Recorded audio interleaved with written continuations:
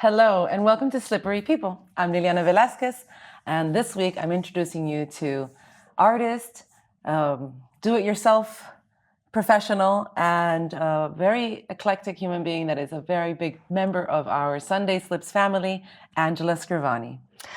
Oh, thank you so much. And I felt like there should be applause then, but there we need a sign, or what is it? What is it when they a have laugh track? A laugh track or an applause of all track. dead people. Oh. Do you know laugh tracks are mostly dead people? Oh, that's dark. Yeah, that's dark. But it's true. Yeah. Yeah. I mean, they probably do laugh best because they're dead and they're like, look at these crazy people. So, Angela, you've been living in Berlin for a long time now. On and off since 2014. 2014. That's 1 year after I got here, 2013. So I guess we're kind of, you're on and off. I kind of just like You stayed. stayed committed. I was like, I'm a Berliner.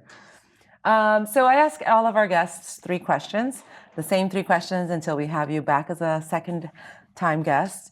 And our first question is, what is your first memory of Sunday Slips?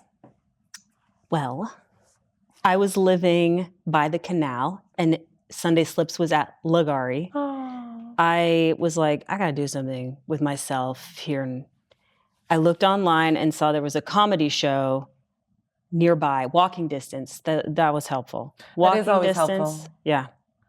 If I had to get on a train, like, oh no.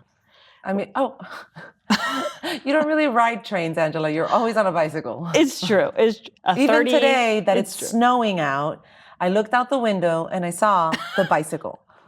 It's like, what? I can't wait for a bus or a train. And I actually, even though I was about a 10-minute walk from Slips, maybe 15, I rode my bike. Yeah. This is 5 minutes. It's a nice ride, especially when you ride back drunk.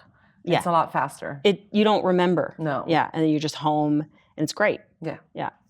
For a moment, I was like, who stole my bike?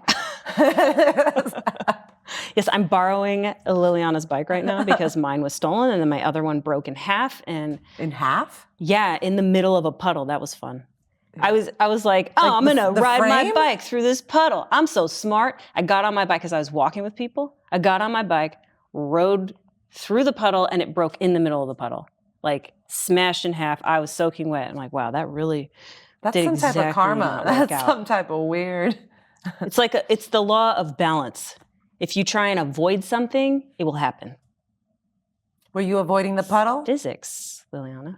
Yes, I was. I was like, I'm going to get on this bike, avoiding this puddle. And the puddle was like, I'll show you, and stole the bike. Berlin. It's a real story. So you lived close to Sunday Slips at Ligari, I did, our yes. original venue. Yeah, and I went because I've always enjoyed going to comedy open mics. I went to them back in my hometown. And Hometown is, Oakland, California. just for those people who San don't know you, Francisco, yeah.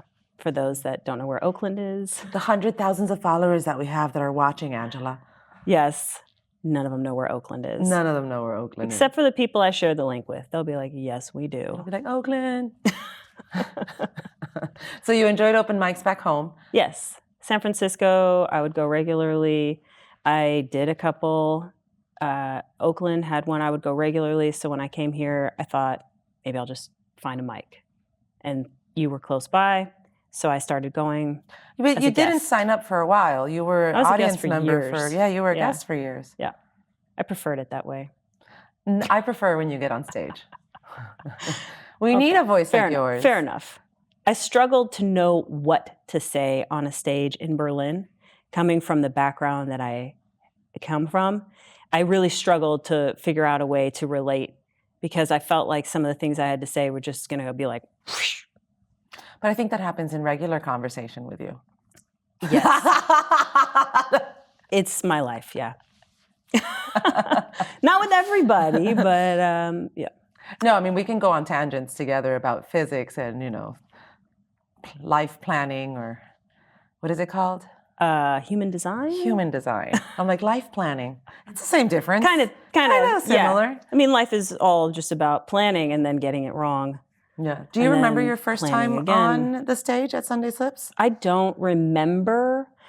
I think by that time, Ligari was, I remember that it was downstairs. Right. So the shift into the basement. Yeah. Yeah, which was pretty cool. I don't remember what I said. Neither do I, but it was probably offensive. What are you trying to say? No. I don't mean to be offensive. It's just the truth can. And ever hurt. since then, you've had the comedy bug, basically. I mean, you've been hitting lots of stages now. You get up regularly. I've had the comedy bug since I was like 14. Oh. I had the dream of being a stand-up comic, and I was like, that seems like a lot of work.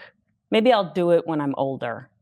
Because a lot of the comics that I really respected were started young. Older. Oh. I didn't know they started young at the time. But I knew that by the time I liked them, they were in their 50s. So I thought, well, fuck it. I'll just live my life so I actually have something to talk about, and then I'll do comedy. That's smart. But I didn't realize that it was helpful also to practice. However, I did practice just at Toastmasters. Toastmasters. Is that like learning how to talk in front of audience? Anyone. The idea is like, I toast you. It's for people who have to give a speech at their best friend's wedding, and they're like, I don't know what the fuck to say. Okay. You go to Toastmasters, work it out. I've heard of Toastmasters, but I didn't know it was that popular. It's international. Yeah. I'm just starting to realize that. Yeah. It's like here in Berlin. It was in Oakland. It's everywhere. I actually started doing it here. I was going to say Parasite. It's like a Parasite? It's in Paris, but maybe Parasite. I don't know. No, what is it called when you have sedes, when you have like a brand that has things happening internationally? So there's a name. I know it's not Parasite, but I think it works. Parasite, I mean, I guess, what is it, trade? Was it, we're business people. We're great with words. Yeah, it's just a fucking, a thing that's everywhere. It's ubiquitous. It's like... it's ubiquitous. It's like... it's branding. Memorable. There it is. No, it's... damn it. I'm going to find this word after we're done with the show. All right. Well, then, that's awesome. And now you're a regular performer at Sunday Slips at our new location, because you also live right down the street. Yeah, even closer now. I don't have to ride a bike. Though I did contemplate. Somehow she's like always late blocks. for the sign-up. You live the closest, and she shows up late to sign up. Oh, sorry, I lost track of time. That's that's how it goes, right? When you're next door to where you work, you're always late. Yeah.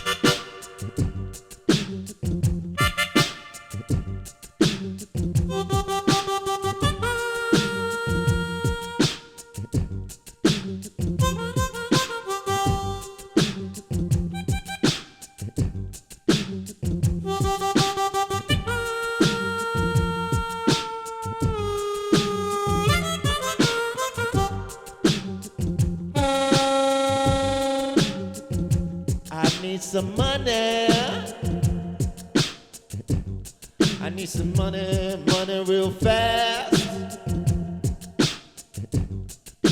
I said I need some money, some girls. Give me a little cash. Check it. I need some money for this, money for that, money for the dog and money for the cat, money for the bills, money for the tills. I need some money so I can leave it with my son. I need some money, not so much money that I gotta walk around with a handgun. Just a little cash.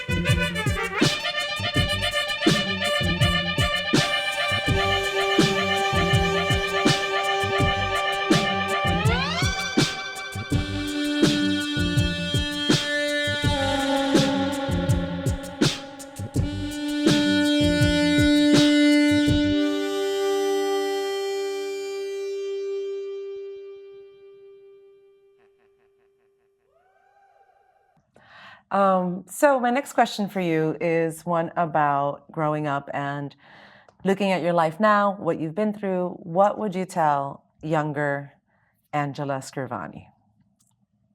Many things. I talk to my younger self all the time. That might sound crazy, but you can do this often, like through meditation and healing work. Some of the things that I do in meditation is I go back to myself when I was younger and I have a conversation with myself, usually reassuring myself about something I'm worried about or telling myself, just don't with that dude. A lot of times, Often it's about that dude. It's about that dude. It's like, just don't. Just, he's a waste of time and energy. Just don't. I think that might be. And that one too. And that one too. Yeah, and that one, pretty much all of them. Just focus on you. Focus on you. There's just too many things to say to my younger self. I couldn't just say one.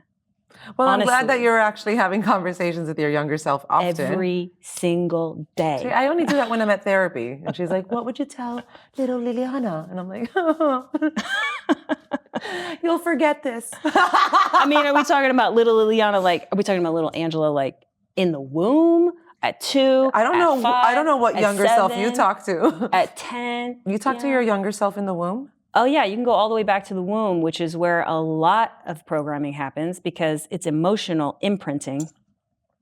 So however your mother felt about your father, for example, it will imprint that feeling, like I should feel this way about the person I'm in a relationship with. So in my case, my mother wasn't a big fan of my father. So I found I had to go all the way back there to be like, oh, this might be why I look for men that I kind of don't like. Because that's a familiar feeling. Okay. That's it's like imprint. We're basically programmed robots, and we get a lot of our information AI. from our parents. We are not really here. Maybe. I mean, this might be a simulation. Or we're all in a little tiny snow globe. Who knows? And every once in a while, they're just like, let's see what happens. An earthquake. Yeah. All right. Well, on that note, since Angela's been talking to her younger self for so long, we might as well just move on to our next question. I mean, you could be specific, like, do you have an age? Okay, sure. Angela, do you have an age? No, a number, like what age self would I say what? No, let's move on. All right, well, I think I need to talk to my teenager self the most. I think my womb imprinting was pretty good. My mom was a very loving person. I'm the only one that was planned. Do you hear that, siblings? The rest were oops babies. Yes, all 4 of you. I also was planned. Yeah. Off the birth control, immediate Angela. Yep, 2 years of marriage, boom, me. Yeah. That's planned.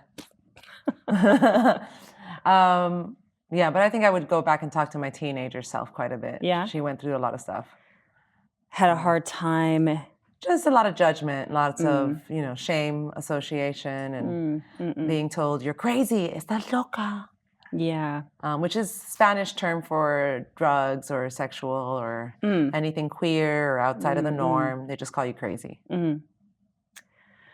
My teenage self was finally able to be something that was expressive. That's when I got into punk rock and counterculture. That wasn't like in Oakland, punk rock is not, it's like a really big counterculture thing. Like Black culture is the dominant culture. So hip hop and everything related to that culture was like everything, the rainbow. Punk also has a lot of Black culture in it. I mean, if you look at the history, in the history of it. Sure. It wasn't in Oakland. Okay. It wasn't there. Yeah. Like that wasn't what they were doing. And there were some people, like period, that were into punk rock, no matter what their like ethnic background was. Mm-hmm. There was a small group. And for me, it really resonated. It said, we can do something other than what the mainstream is doing. And it just like stuck. Yeah. For me. Still. Yeah. My parents were like, this will be a phase. And I'm like, I'll show you. Committed. Forever. 40 years later. No. Yeah. She just told you her age. So I love it. our final question for the Slippery People podcast is, what is in your future plans? You're a very eclectic person. You're very resourceful. What are your creative or desires for the next phase of your life? To make better decisions. I thought she was going to say money, because it's been a theme today. To make better decisions. Make better decisions, yes. I mean, do you ever feel like whatever decision you make at the time is the best decision you could have made? No, No? absolutely not. I think I talk about myself mostly about the choices. I also try and use the word choice, right? Because it's not like we just chose. It's a little lighter. Then decision? Then decision, yeah. Because decision is like, it's over. You can't go back. Final but a choice decision. is like, well, you had a choice. And it's a little lighter for some reason. Oh, you made this choice. And in that sense, like what you're saying, then maybe I don't regret so much because I just made a choice. You know, I just chose the difficult, annoying path like every time. So I mean, but often we don't even have enough choices. yeah, and then it's like, that's like flat tire choose. Like the analogy of you didn't choose to have a flat tire, but you can choose to have the flat tire because that empowers you in that situation. Then it's not something happening to you. It's something you're choosing to experience now. Wow. I got lost. Nobody chooses for something to go wrong in their life. Right. But if you choose how to react to it. Yeah, if you're like, no, I'm choosing this, then you're also standing in the position of I'm a creative being. Mm-hmm. So like, what's the future for me is standing more in myself as a creative being. Like we're all creating our reality, and we really are all creating our reality. So if we don't like our reality, then that's a program that we are playing out, that we learned, or something, because there is definitely limitations put on us through our lifetime of being programmed by our parents, by society, by everything that we have to get past. And then it's actually time to create. Yeah. So I feel, maybe to answer your actual question, that my future is creating a life that I actually enjoy, not like this, I hate Berlin, I hate fucking... I don't know, I feel like you use those terms often, but I don't feel like you hate Berlin. I mean, you keep coming back. It's a true love-hate relationship. Like you keep coming back. It's a genuine It's been 9 balance. years of coming and going, and we always know that in the summertime, Angela's in Berlin. Except this last summer, I was like, fuck you were gone for like 6 months. I was gone for the entire summer. Yeah. It was worst choice ever. Yeah, I know. You were supposed to leave Berlin for the winter. And be Got here the in seasons summer. wrong. Yeah. Berlin is challenging, but it's rewarding because no one is there to help you in Berlin. I love Angela's definition of rewarding. It's well, it's rewarding because nobody will fuck with you. I mean, it's safe, so you can really be in your world fully. It's safer, definitely. But there's a lot of cray-cray. For me, it's safe. Angela's like, I repel them. I mean, in Oakland, you cannot walk down the street alone at night ever, period. End of story. You're not going to ride your bike anywhere at night, like anywhere probably ever. You're going to be in a car. And there's certain neighborhoods you should just never go to, like ever. And those things don't exist. Well, I mean, we don't really leave our neighborhood if we don't have to. But we could. It's true. We could. Well, I look forward to seeing what you come up with next. We're going to show a video clip of Angela's comedy in which she does mention a few other aspects of her life, which are quite interesting.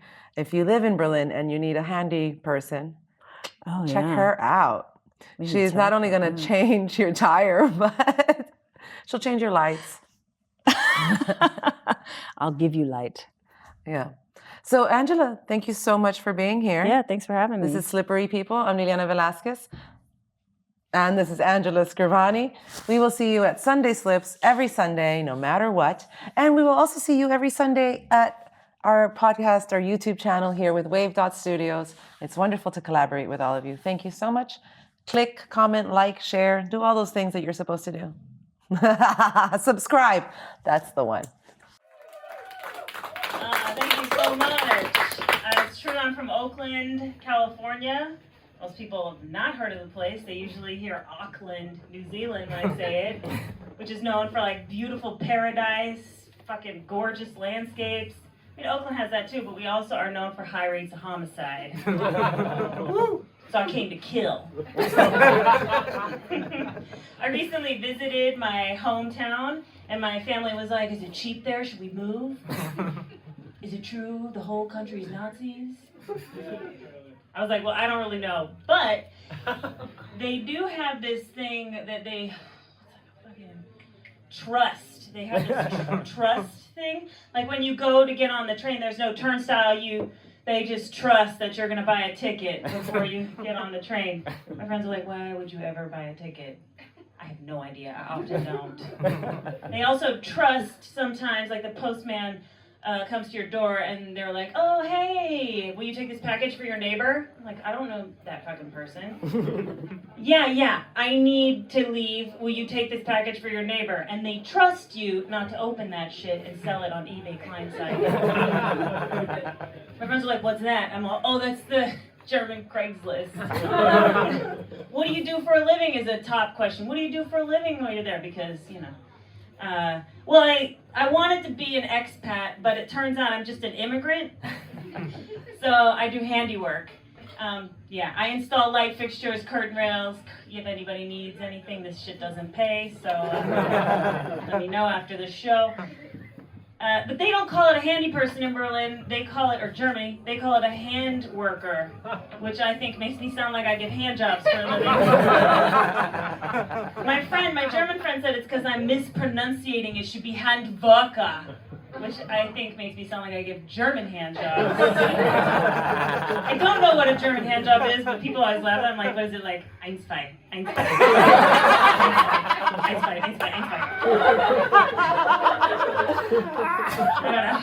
I don't give hand jobs at all. I do like having sex with men, but I also really like orgasms. So I've had to give one up. You know, I don't connect. I don't understand it. Yeah. My family was like, oh, so you must speak German because you're doing these German hand jobs. And I was like, no, I don't work for Germans, mostly just expats. And why would I speak German? Everybody speaks English in Berlin.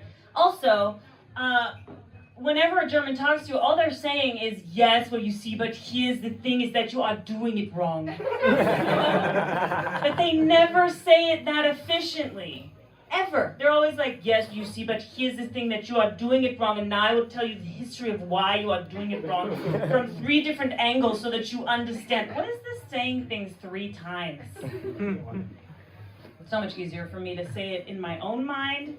They're like, well, why are you there? You don't speak German, you're a fucking hand worker. I know, right? I was big time back in Oakland, let me tell you. As anybody in Oakland. I said, I don't know. Actually, I don't know why I'm in Berlin. I think that's why I'm in Berlin. Because I don't think anybody in Berlin knows why they're in Berlin. Or what they're doing with their life. For sure, nobody in this room knows what the fuck they're doing with their life. Especially these guys.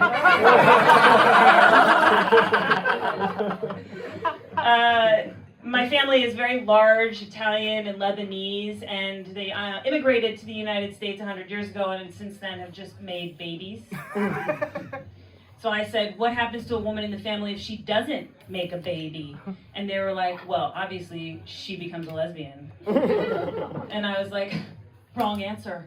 She's well rested. And I am. Since I've been back, I've just like embraced jet lag. I sleep in till 1, 2 p.m. I stay up till 4 a.m.